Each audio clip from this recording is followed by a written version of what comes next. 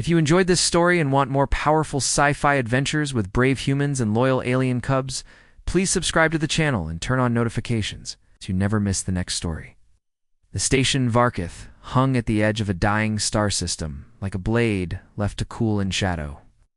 It was built from the bones of conquered worlds. Its corridors were carved from black iron stone that absorbed light rather than reflecting it. The walls hummed with deep subsonic frequencies calibrated to stimulate aggression in developing predator nervous systems. Every surface was intentional. Every angle was engineered. Var'Keth was not a school in any soft sense of the word. It was a sharpening stone. A place where the young of the Kavith species came to be made into weapons before they were old enough to choose otherwise. The Kavith were apex predators in every biological sense. They stood between 2 and 3 meters tall at full maturity. Their musculature was layered in dense, overlapping sheets capable of generating explosive force that would shatter reinforced titanium plating. Their senses were tuned so precisely that they could detect a heartbeat through 4 centimeters of whole steel. Their cubs arrived at Var'Keth at the equivalent of 8 human years old. Smaller versions of terror, already capable of cracking bone with their jaw pressure. Already faster than most adult members of species considered dangerous elsewhere in the galaxy. They arrived loud. They arrived violent. They arrived in groups that the station commanders called cohorts, but that everyone privately called storms. Into this place, the Interstellar Academic Exchange Program had somehow placed Dr. Vera Okafor. The paperwork had been approved at 17 levels of bureaucratic altitude by diplomats who had never once visited Var'Keth in person. Vera had read the full briefing document on the shuttle ride over. She had eaten a protein bar while reading the section on cub fatality rates during sparring exercises. She had finished the bar before finishing the section. She stepped off the shuttle onto the black ironstone floor of Var'Keth. With 1 shoulder bag, 1 data tablet, 1 thermos of coffee that she had packed herself because the briefing had mentioned the station served only nutrient paste to non-Kaveth personnel. She was 34 years old. She had a doctorate in xenopedagogy. She was wearing comfortable shoes. Commander Dreth. Val met her at the landing dock with the expression of a being who had just been informed that a small, decorative plant had been assigned to his combat station. He was enormous. His ceremonial armor plates shifted across his chest like tectonic events. He looked at Vera. He looked at her shoulder bag. He looked back at her, said in translated common that she would be assigned a storage chamber that was technically habitable. He said that the cubs were not responsible for anything that happened to her in unsupervised corridors. He said that the station bore no liability for psychological damage. Vera nodded at each statement with the attentive calm of a person who had taught children in 3 different conflict zones on 2 different planets. She asked if there was a room with good light. Drethfeld blinked his secondary eyelids. He had not been asked that question in his 11 years commanding this station. He pointed slowly down a corridor. The room at the end had a viewport that faced the dying star. When its light came through the thick glass, it turned everything amber. It was the color of late afternoons. Vera set her bag down on the floor. She unfolded a low mat from inside it. She sat cross-legged in the amber light. She opened her tablet. She pulled out her thermos. She began to read. The first cub found her by accident on the 3rd day. Its name in Kavith phonetics translated roughly to piercing Asha Tecto, but the other cubs called it Ash for efficiency during drills. It had been sent to retrieve a sparring marker from the storage corridor. It had taken a wrong turn because it was following a smell it had never encountered before. The smell was warm. It had undertones of something roasted with a slight bitterness underneath. It pushed open the viewport room door with 1 massive juvenile paw and stood in the amber light, looking at the human woman sitting. On the floor with a flat glowing rectangle in her lap making no sound at all, Ash had been trained in threat assessment. It ran the assessment. The human had no visible weapons. Her posture indicated no intent to flee. Her heartbeat was slow. Her eyes moved across the glowing rectangle in patterns that Ash recognized from observation exercises. She was processing information. Ash had been told that humans were a minor species of limited physical capability. What Ash had not been told was what it felt like to stand 3 steps from one while she looked up.